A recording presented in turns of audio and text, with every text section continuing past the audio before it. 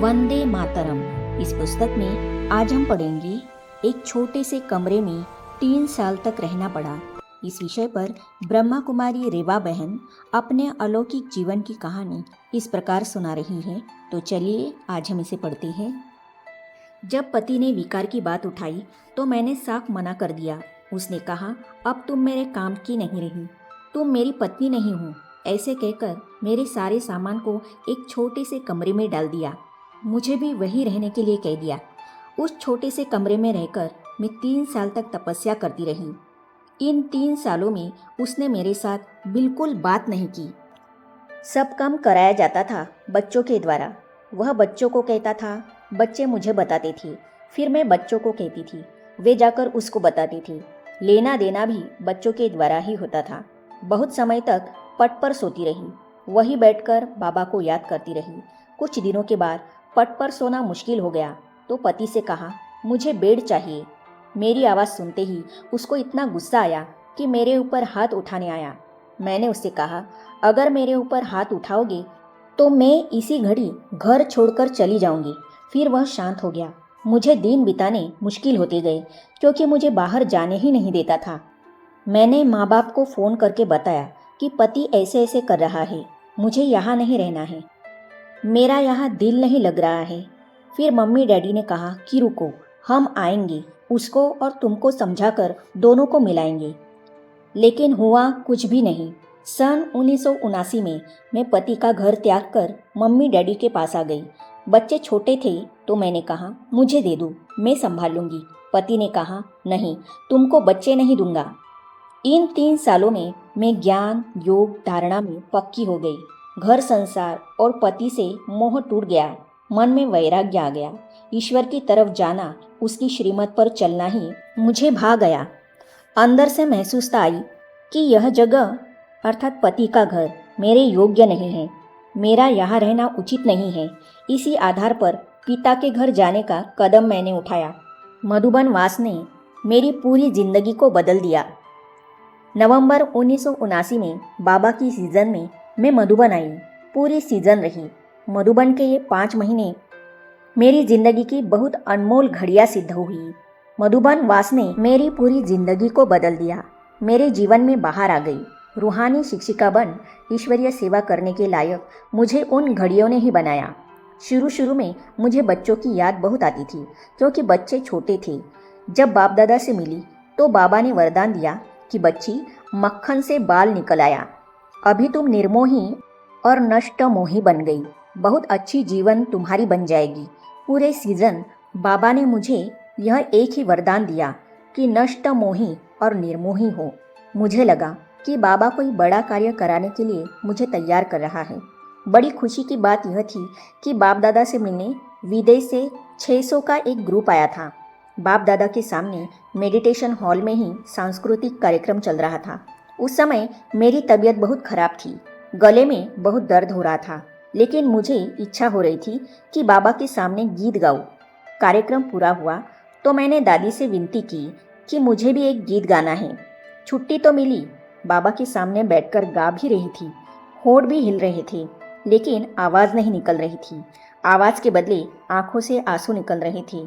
मैं बाबा को देख रही थी, बाबा मेरे को देख रहे थे। बाबा ने मुझे इशारा किया, मैं बैठी और बाबा के पास गई।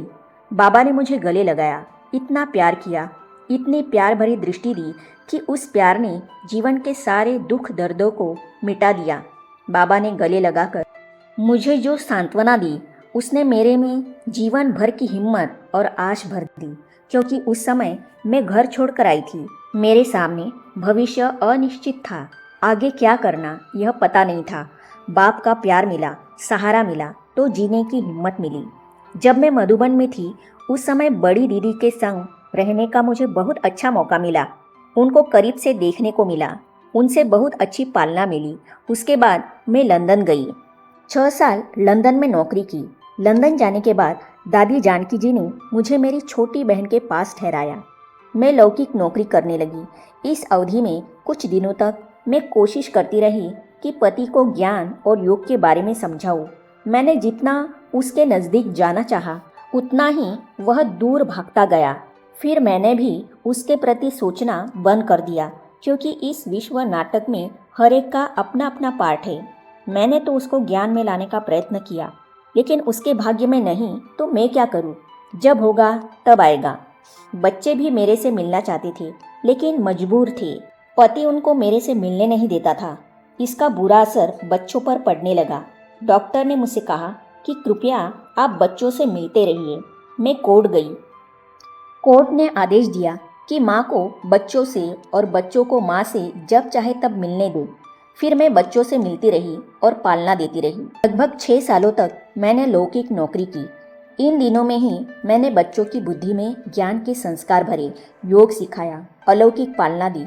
इसके बाद मैं नौकरी बदल रही थी तो दादी जानकी जी ने कहा, अभी नौकरी नहीं करनी है, आपको सेंटर पर रहकर ईश्वरीय सेवा करनी है। कुछ समय मैं लंदन सेवा केंद्र पर रही, फिर कनाडा में सेवा की और अभी 15 सालों से लेगोस अर्थात नाइजीरिया में ईश्वरीय सेवा कर रही हूँ। यहाँ सेवा करना बहुत कठिन है क्योंकि यह देश उतना सुसंस्कृत नहीं है, पिछड़ा हुआ इलाका है, निरक्षरता बहुत है, गरीबी भी बहुत है, बेरोजगारी भी बहुत है। यहाँ के मूल निवासियों को जीवन मूल्य क्या है, मानवीय मूल्य क्या है, आध्यात्मिक ज्ञान क्या है, इनका परिचय ही नहीं है। उनका सारा समय पेट भरने के पुरुषार्थ में चला जाता है।